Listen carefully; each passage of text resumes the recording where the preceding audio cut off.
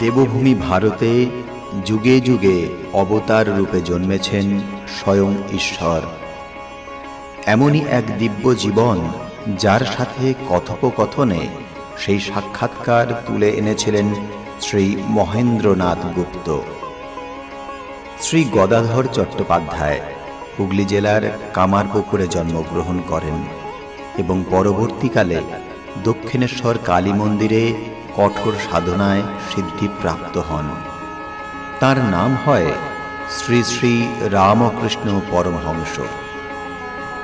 শ্রী শ্রী রামকৃষ্ণ কথামৃত শ্রী রামকৃষ্ণের বাণীর অমৃত, ইহা একটি বাংলা 5 খণ্ডের রচনা যা মহেন্দ্রনাথ গুপ্তের কথোপকথন। শ্রী শ্রী রামকৃষ্ণ কথামৃত একটি পবিত্র ধর্মগ্রন্থ হিসাবে অনুসারীদের মধ্যে সম্মানিত। আপনারা শুনছেন দেবভূমি ভারতে শ্রী শ্রী রামকৃষ্ণ কথামৃতের 2য় খণ্ড।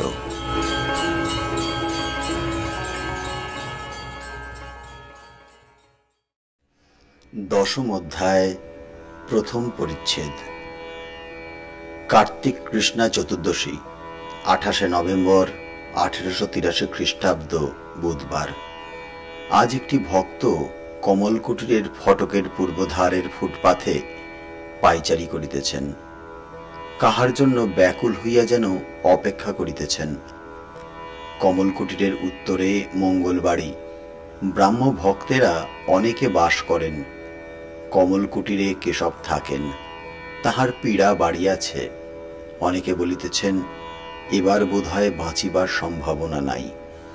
শ্রী রামকৃষ্ণ কেশবকে বড় ভালোবাসেন। আজ তাহাকে দেখিতে আসিবেন। তিনি দক্ষিণেশ্বর কালীবাড়ি হইতে আসিতেছেন।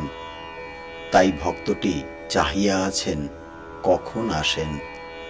কমলকুটির সার্কুলার রোডের পশ্চিম ধারে, তাই রাস্তাতেই ভক্তটি বেড়াইতেছিলেন। বেলা 2টা হইতে তিনি অপেক্ষা করিতেছেন। কত লোকজন যাইতেছে তিনি দেখিতেছেন। রাস্তার পূর্বধারে ভিক্টোরিয়া কলেজ। এখানে কেশবের সমাজের ব্রাহ্মিকাগণ ও তাহাদের মেয়েরা অনেকে পড়েন। রাস্তা হইতে স্কুলের ভিতর অনেকটা দেখা যায়। উহার উত্তরে একটি বড় বাগান বাড়িতে কোনো ইংরেজ ভদ্রলোক থাকেন। ভক্তটি অনেকক্ষণ ধরিয়া দেখিতেছেন যে তাহাদের বাড়িতে কোনো বিপদ হইয়াছে। ক্রমে কালো পরিচ্ছদধারী কোচম্যান ও শহীদ মৃতদেহের গাড়ি লইয়া উপস্থিত হইল। 1.5 ঘণ্টা 2 ঘণ্টা ধরিয়া ওই সকল আয়োজন হইতেছে। এই মর্তধাম ছাড়িয়া কে চলিয়া গিয়াছে, তাই আয়োজন। ভক্তটি ভাবিতেছেন, কোথায় দেহ ত্যাগ করিয়া কোথায় যায়? উত্তর হইতে দক্ষিণ দিকে কত গাড়ি আসিতেছে। ভক্তটি একবার লক্ষ্য করিয়া দেখিতেছেন তিনি আসিতেছেন কিনা। বেলা প্রায় 5টা বাজিল। ঠাকুরের গাড়ি আসিয়া উপস্থিত, সঙ্গে লাটু ও আর 2-1টি ভক্ত, আর মাস্টার ও রাখাল আসিয়াছেন। কেশবের বাড়ির লোকেরা ঠাকুরকে সঙ্গে করিয়া উপরে লইয়া গেলেন। বৈঠকখানার দক্ষিণ দিকে বারান্দায় একখানি তক্তপোষ পাতা ছিল, তাহার উপর ঠাকুরকে বসানো হইল। ঠাকুর অনেকক্ষণ বসিয়া আছেন। কেশবকে দেখিবার জন্য অধৈর্য হইয়াছেন। কেশবের শিষ্যেরা বিনীতভাবে বলিতেছেন, তিনি একটু বিশ্রাম করছেন, এইবার একটু পরে আসছেন। কেশবের সংকটাপন্ন পীড়া, তাই শিষ্যেরা ও বাড়ির লোকেরা এত সাবধান। ঠাকুর কিন্তু কেশবকে দেখিতে উত্তরোত্তর ব্যস্ত হইতেছেন। শ্রী রামকৃষ্ণ কেশবের শিষ্যদের প্রতি বলিলেন, হ্যাঁ গা, তাঁর আসবার কি দরকার, আমি ভেতরে যাই না কেন? প্রসন্ন বিনীতভাবে বলিলেন, আগে আর একটু পরে তিনি আসছেন।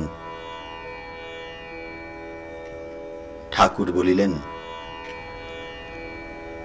যাও, তোমরাই অমন করছো, আমি ভিতরে যাই। প্রসন্ন ঠাকুরকে ভুলাইয়া কেশবের গল্প করিতেছেন। প্রসন্ন বলিতেছেন, আগে তার অবস্থা আর এক রকম হয়ে গেছে। আপনারই মতো মার সঙ্গে কথা কন, মা কি বলেন শুনে হাসেন, কাঁদেন। কেশব জগতের মার সঙ্গে কথা কন, হাসেন, কাঁদেন, এই কথা শুনিবা মাত্র ঠাকুর ভাবাবিষ্ট হইতেছেন। দেখিতে দেখিতে সমাধিস্থ। ঠাকুর সমাধিস্থ। শীতকাল, গায়ে সবুজ রঙের বনাতের গরম জামা, জামার উপর একখানি বনাত, উন্নত দেহ, দৃষ্টি স্থির, একেবারে মগ্ন। অনেকক্ষণ এই অবস্থায়। সমাধি ভঙ্গ আর হইতেছে না। সন্ধ্যা হইয়াছে। ঠাকুর একটু প্রকৃতিস্থ। পার্শ্বের বৈঠকখানায় আলো জ্বালা হইয়াছে। ঠাকুরকে সেই ঘরে বসাইবার চেষ্টা হইতেছে। অনেক কষ্টে তাহাকে বৈঠকখানার ঘরে লইয়া যাওয়া হইল। ঘরে অনেকগুলি আসবাব, কোঁচ, কেদারা, আলনা, গ্যাসের আলো। ঠাকুরকে একখানা কোঁচের উপর বসানো হইল। কৌচের উপর বসিয়াই আবার বাহ্যশূন্য, ভাবাবিষ্ট।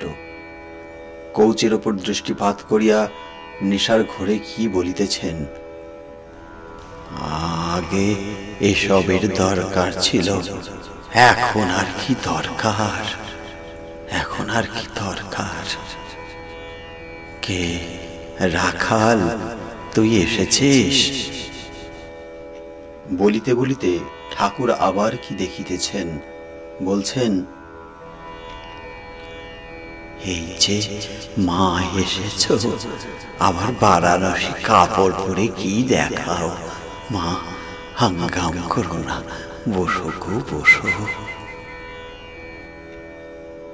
ঠাকুরের মহাভাবের নেশা চলিতেছে। ঘর আলোকময়। ব্রাহ্ম ভক্তেরা চতুর্দিকে আছেন। লাটু, রাখাল, মাস্টার ইত্যাদি কাছে বসিয়া আছেন। ঠাকুর ভাবাবস্থায় আপনা আপনি বলিতেছেন, দেহ আর আত্মা, দেহ হয়েছে আবার যাবে, আত্মার মৃত্যু নাই। যেমন সুপারি, পাকা সুপারি ছাল থেকে আলাদা হয়ে থাকে, কাঁচা বেলায় ফল আলাদা আর ছাল আলাদা করা বড় শক্ত। তাকে দর্শন করলে, তাকে লাভ করলে দেহ বুদ্ধি যায়। তখন তখন দেহ আলাদা, আত্মা আলাদা বোধ হয়।